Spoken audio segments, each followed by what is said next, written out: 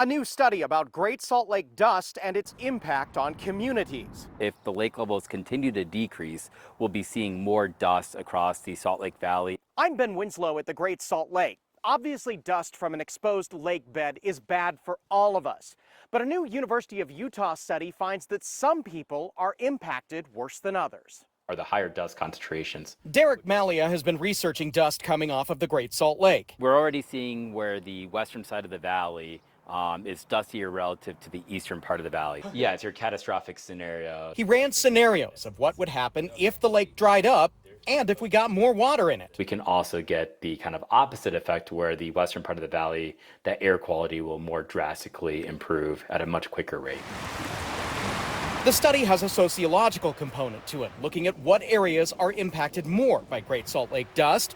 West Side communities, particularly Hispanic and Pacific Islander, are impacted more. This study adds another piece, which is this environmental justice component, that if we can actually preserve the lake, we can help in all those ways, but we can also reduce some of the disparities in exposure locally by reducing the dust. The simple way to answer it is because communities of color have largely lived along the west side of the Salt Lake Valley. The study's findings are not surprising to Olivia Juarez with the environmental group Green Latinos. Communities on the west side closest to industrial pollution have already suffered from poor health outcomes because of the air pollution and their proximity to Great Salt Lake, which our community has essentially determined is a sacrifice zone. Another concern is what's in the exposed lake bed. Trace amounts of arsenic and other toxic chemicals.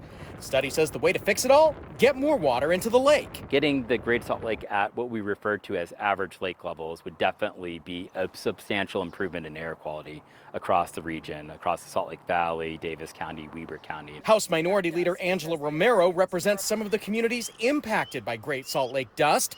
She knows people dealing with asthma and other breathing problems. I see it all the time with just my allergies, and I know many people here on the west side see it too. But it's like, what can we do about it? And she's pushed for more air monitoring equipment in West Side communities. She also says there may be tough choices ahead when it comes to the Great Salt Lake. What it should tell my colleagues is if we care about all Utahns, then we really need to look at the Great Salt Lake. While the Great Salt Lake has gotten a lot of attention from Utah political leaders, air quality legislation did not do so well. Every single bill that was run directly dealing with air quality failed to pass in this year's legislative session. At the Great Salt Lake, Ben Winslow, Fox 13 News, Utah.